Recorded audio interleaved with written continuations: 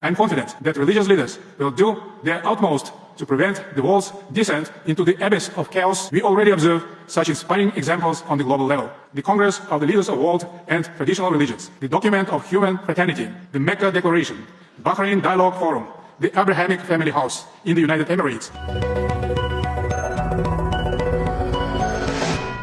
Kazakhstan is considered one of the most fitting places to bring together religious leaders. It's a country where more than 100 ethnic groups and 18 religious denominations have coexisted peacefully, a harmony that has been a point of pride since the country's independence. The 8th Congress of Leaders of World and Traditional Religions is taking place at two iconic venues in Kazakhstan's capital Astana: the Palace of Peace and Reconciliation, built specifically for this gathering almost 20 years ago, and the Independence Palace, both standing as symbols of equality, unity, and constructive dialogue for humanity. This year's Congress is centered on synergy for the future, a message seen as vital in today's turbulent world. 100 delegations from 60 countries have gathered here. Leaders of Islam, Christianity, Judaism, and other faiths took part in the plenary session alongside President Tokayev. The key expectation is turning spiritual diplomacy into a force for building peace worldwide. It is very important to find new ways, new mechanisms to mitigate problems in the world. Kazakhstan considers that spiritual diplomacy could be an effective instrument in this context, because spiritual diplomacy has huge potential. 80% of world's population identifies themselves with a religion or religious organization. Global conflict surfaced at the Congress, shifting the tone of discussion. Against the backdrop of the UN's recognition of Israel's actions in Gaza as genocide, the voices of Judaic organizations stood out. Israel's chief Ashkenazi Rabbi Kalman Meir recalled October 7, 2023, urging fellow leaders to call for the release of hostages. These appeals also raised a larger question: how to channel grief into dialogue. لقد أثبتت التجارب أن للقادة الروحيين أثرا مهما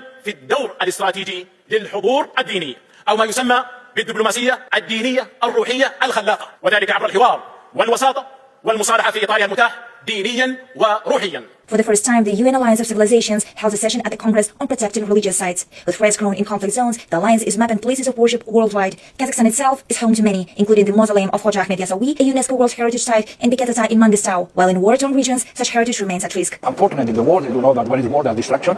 We had some events in the war between Ukraine and Russia, but now we are, of course, in the Middle East. And in the Middle East, unfortunately, we have seen, the tragedy in Gaza, how even Catholic Church, even some mosques have been destroyed, and that cannot be, acceptable. Alongside these concerns came broader appeals from international leaders. In a video message to the plenary session, UN Secretary General Antonio Guterres reminded delegates that differences can be a source of strength. A letter from Pope Leo XIV was also read to the participants. So it is a moment of darkness, but where religious leaders can really contribute with solidarity. His Holiness is telling that solidarity is the synergy in action. We work together, especially with the religious impulse. We can send positive messages and make this world better with our common efforts to work together. Over 3 days, the Congress featured bilateral meetings and expert roundtables, with President Tokayev presenting honorary medals to delegation heads. It concluded with the Astana Declaration of Peace, calling for interreligious dialogue and joint action against hate and violence. The 9th Congress is set to take place in Astana in 2028.